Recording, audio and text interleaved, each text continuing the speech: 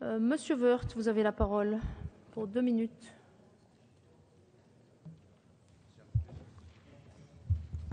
Écoutez, nous avons eu hier, Madame la Présidente, donc cet article 6. Je pense que nous avons suffisamment de temps pour en prendre connaissance. Moi, je me dis, au fond, pourquoi on a changé les choses? Pourquoi, en réalité, mettre en place un système aussi compliqué, dirigé vers ou contre, je ne sais pas, les chefs d'entreprise, avec un climat de suspicion vis-à-vis d'eux et vis-à-vis au fond de leur capacité à créer des entreprises, puis après à les réaliser. Je pense qu'il y a là-dessus un vrai sujet.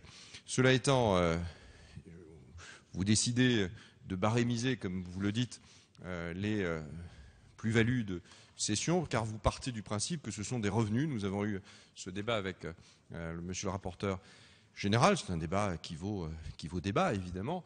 Nous ne pensons pas qu'en réalité des plus-values de cession, ce soit exactement des revenus. Je ne pense pas. Des revenus, c'est d'une autre nature. C'est plus fluide, c'est plus régulier. Là, c'est autre chose. Il y a, lorsque il y a une cession, il y a évidemment une prise de risque, il y a la rémunération de cette prise de risque qui dure. Cette prise de risque peut durer longtemps. Il peut d'ailleurs n'y avoir aucune plus-value souvent. L'argent qui est investi a souvent été d'ailleurs fiscalisé dans un premier temps.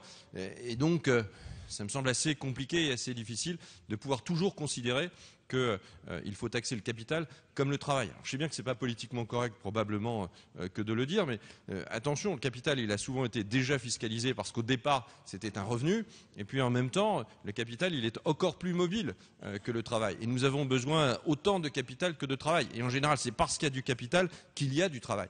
Et c'est parce qu'il y a du capital qu'on peut après taxer le travail. Et c'est dans un pays comme la France, dans une économie ouverte comme la nôtre, dans une économie moderne, on peut regretter cette modernité. C'est le fond de ce débat et c'est le fond des questions que pose cet article 6. Merci, monsieur le député. Madame Kosciusko-Morizet, vous avez la parole.